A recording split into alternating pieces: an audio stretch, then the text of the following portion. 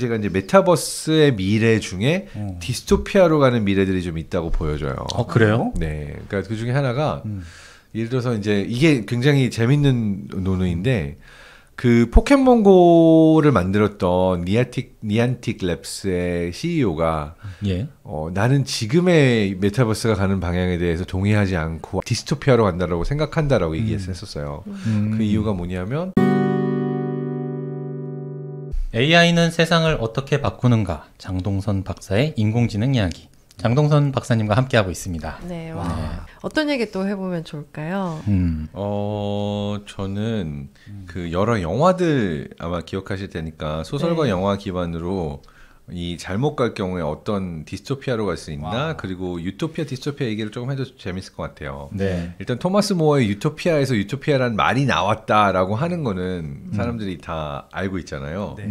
근데 유토피아를 실제로 읽어봤거나 기억하시는 분들은 많지 않은 것 같아요. 네, 네. 그렇죠. 네. 근데 이 유토피아에 보면은 이 잘 살기 위한 이 세상에 몇 가지 룰들이 있어요. 노예제도가 있어야 되고요. 네. 노예제도. 나 대신 일해준 노예들이 있어야 내가 행복하고 네. 그 다음에 재밌게도 요 유토피아에서는 사유재산을 인정하지 않아요.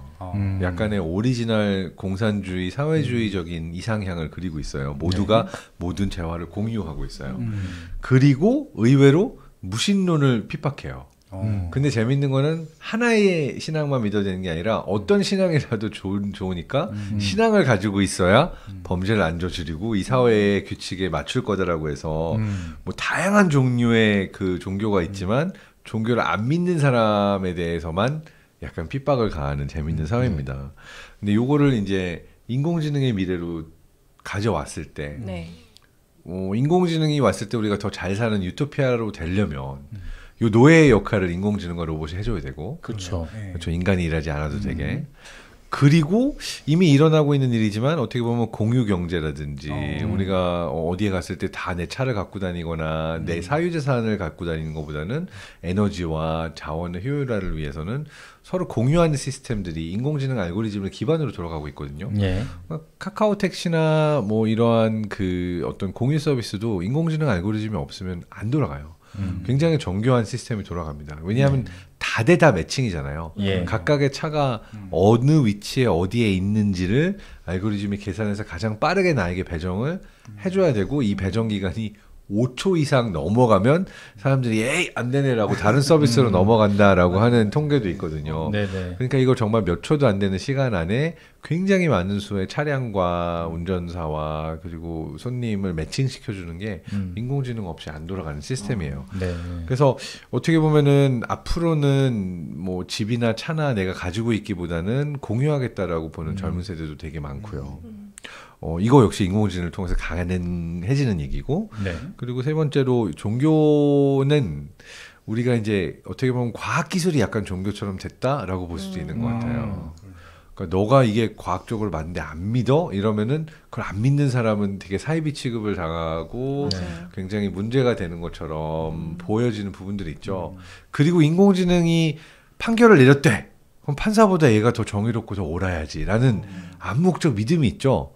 그 믿음에는 근거가 없을 수도 있어요. 생각해보면. 그렇지만 어떻게 보면 마치 해와 달을 숭배하고 종교를 숭배하는 것처럼 이러한 미래 유토피아가 존속하기 위해서는 시스템 자체를 믿는 것이 필요한 거예요. 마치 종교처럼. 네네. 인공지능이 올바른 판단을 할 거야.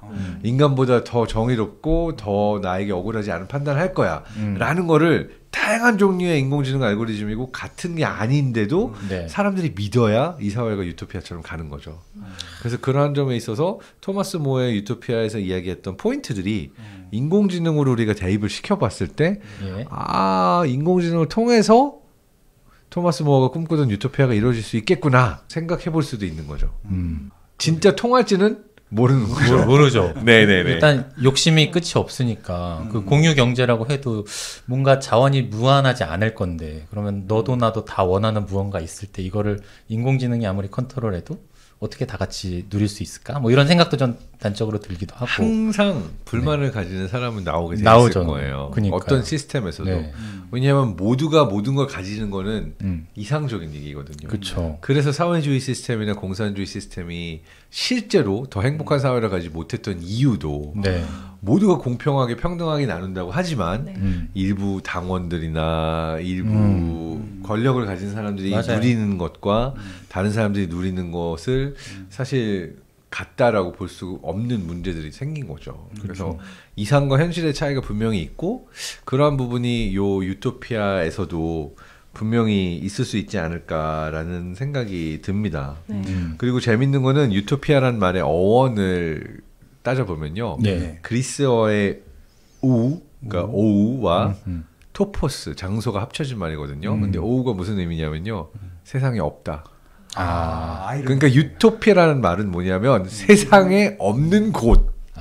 그래서 유토피아예요. 그러니까 우리는 이상향이라고 번역을 하고 있지만 사실 이상향이라는 거는 세상에 존재하지 않는 장소가 원래 어원의 말입니다. 재밌죠? 그런 뜻이. 그러니까 이상적인 사회는 세상에 존재하지 않는 사회다라는 걸 함축하고 헛헛한데요? 있는 말하기도 하죠. 네. 그렇구나. 그냥 남들이 다 모두 원하는 그런 세상도 아니고 이런 게 없는 곳이다. 네, 세상에 없는 곳, 않다. 세상에 없는 곳이라고 이제 이름을 지은 거예요. 네. 그리고 이상향을 그린 거죠.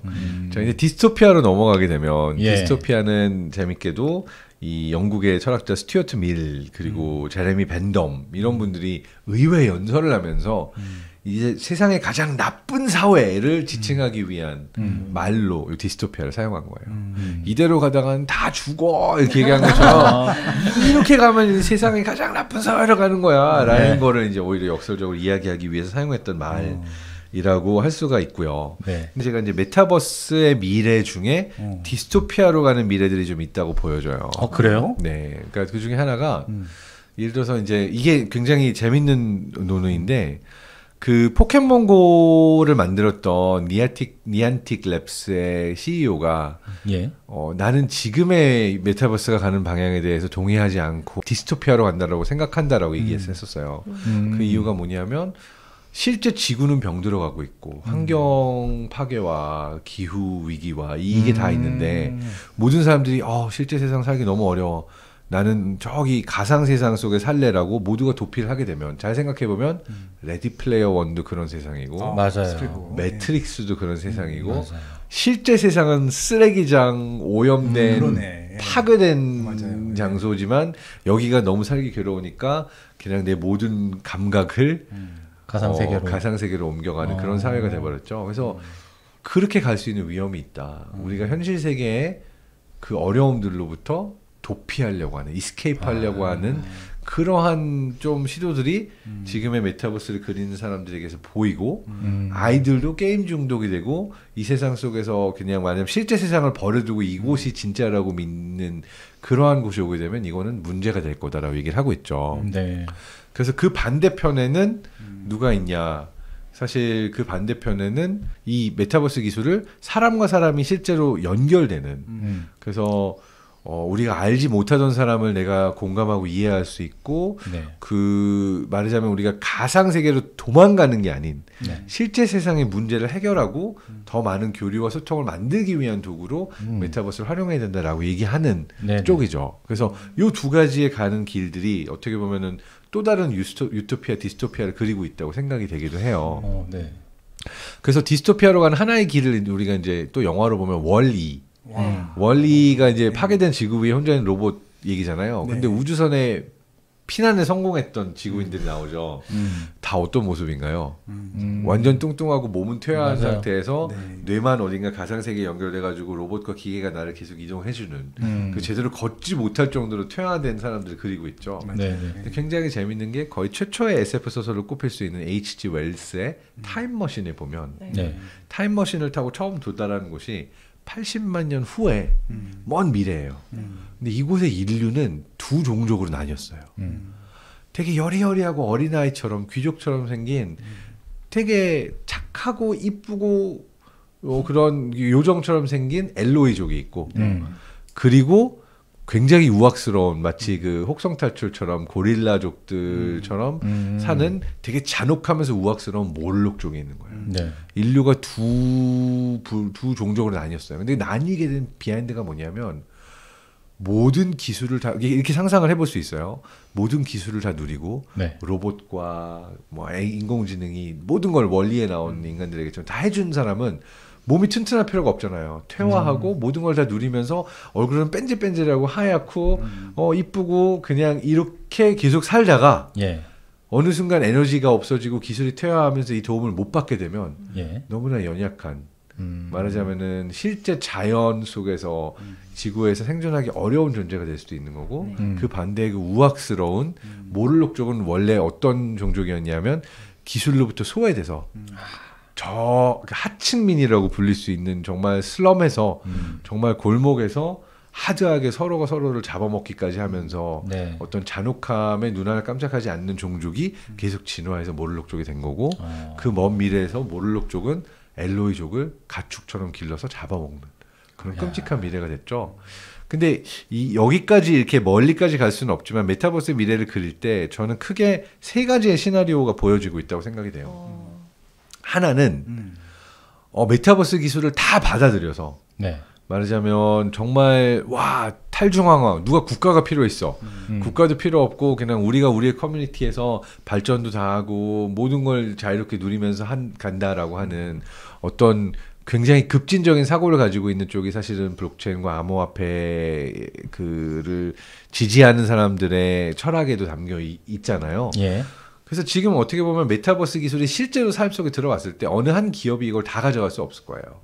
마이크로소프트, 애플, 뭐 삼성, 그 메타 이 여러 기업들이 제각각의 우리는 이런 서비스를 줄게라고 할 수가 있고 실제로 화폐가 디지털 화폐, 암호화폐로 넘어가게 되면은 국가가 가지고 있는 권력도 굉장히 많이 줄어들 거예요. 그러겠죠. 국가의 경우에는 사실 가지고 있는 권력의 대부분은 내가 그 통화를 발행할 수 있고 세금을 걷어들이면서 이 돈으로 국가 운영을 할 때 의료와 교육과 치안과 법 체계를 다 운영하는 거잖아요. 돈 들어가는 거고 이게 사실 수익이 나는 영역이 아니니까. 근데 이게 없이는 국가가 존속할 수 없는데 모두가 지금 그냥 국가의 통제 이런 거 없이 탈중앙으로 완벽하게 가는 사회를 상상해 봤을 때 결국 이건 거의 부족주의처럼 그러니까 한 나라가 망하고 수없이 많은 심지어 한 도시가 나라라고 천명을 할 정도로 혼란했던 이 춘추전국 시대로 인터넷과 이 메타버스의 미래가 가고 있다라는 게 좀 보이긴 해요. 엄청나게 많은 기업들이 다 메타버스를 하겠다고 하고 뭐 저마다 다른 모델을 내밀고 있고 그러니까 한쪽에서의 모델은 한나라 이후에 춘추전국 시대처럼 가고 있는 메타버스가 있을 거고 그 반대편에 어느 시스템이 있냐. 메타버스라는 이름으로 불리지 않지만 완벽한 메타버스 사회를 구현하고 있는 게 중국 쪽입니다. 그래요? 중국은 IT 기술이 굉장히 발전했어요. 인공지능이. 그리고 국가가 완벽한 통제권을 장악했습니다. 내 GPS 정보와 내가 어디로 간지를 다 알고 있고 얼굴 인식을 통해서 어느 사람이 언제 어디서 무엇을 먹고 어떤 행동하는지 다 감시가 가능하고요. 온라인 커머스, 알리바바, 바이두, 텐센트 이런 데도 다 때려잡아가지고 국가에 충성하도록 만들었고 그러니까 물건을 사고 파는 커머스에서부터 시작해서 내 이동, 내 어떤 위치 이 모든 것들이 다 디지털 세상에 굉장히 잘 녹아들었지만 완벽한 중앙 통제 시스템 안에서 이루어진 메타버스를 구현하고 있는 게 중국 내지는 아마 러시아, 북한 같은 사회가 될 거예요.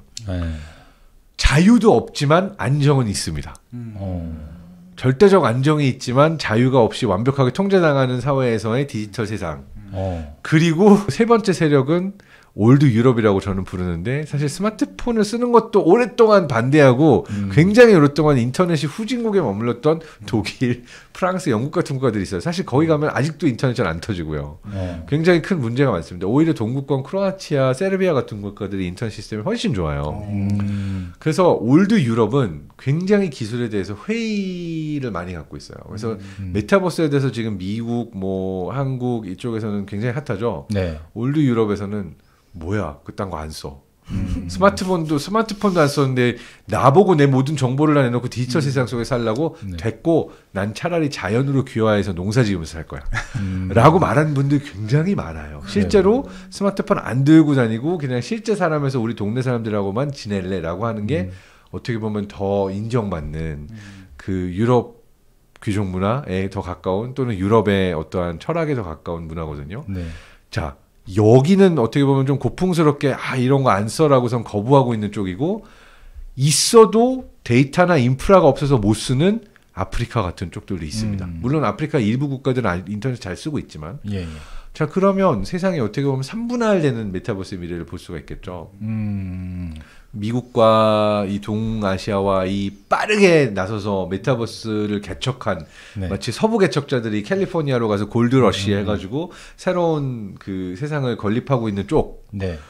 됐어 라고 하던 올드 영국처럼 네. 말하자면 그거는 개척자들이 하는 거고 그냥 우리는 우리 차 마시면서 우리 음악을 들으면서 그냥 기존의 거를 즐길래 네. 너무 빠른 기술 머리 아프고 알고 싶지도 않아 라고 하는 쪽 또는 누리고 싶어도 누릴 수 없는 디지털 기술로부터 소외된 쪽들의 국가 그리고 디지털 기술이 굉장히 빨리 발전했지만 국민 한 명 한 명을 완벽한 통제 시스템 안에서 완벽한 국가 통제 시스템으로 돌아가고 있는 메타버스. 지금 이런 구도로 가고 있어요.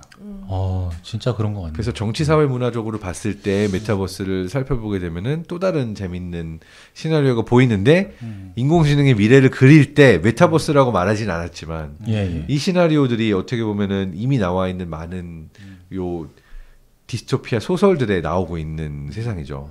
예를 들어서 1984년도에서의 빅브라더는 방금 말한 중국과 같은 세상이고 그리고 멋진 신세계에서처럼 사람들을 유혹해가지고 너도 할 수 있어 너도 이걸 하면 즐거운 행복이 기다리고 있어 그러니까 메타버스로 와라고 이제 다들 우르르 가는 그런 어떤 경제적인 유혹 떡상의 유혹 이런 것들을 사람들을 통제하는 자본주의적인 국가의 미래가 멋진 신세계의 미래랑 비슷할 수가 있는 거고 그리고 완벽하게 이제 인공지능으로부터 통치를 받는 국가가 그 사실 되게 재밌는 게 구소련의 작가가 냈던 이제 우리들 위라고 하는 소설에 나와 있는 거기에 이제 국가가 아주 현명한 통치자를 통해서 완벽하게 모든 국가들이 통합된 시스템으로 통치를 받고 있거든요.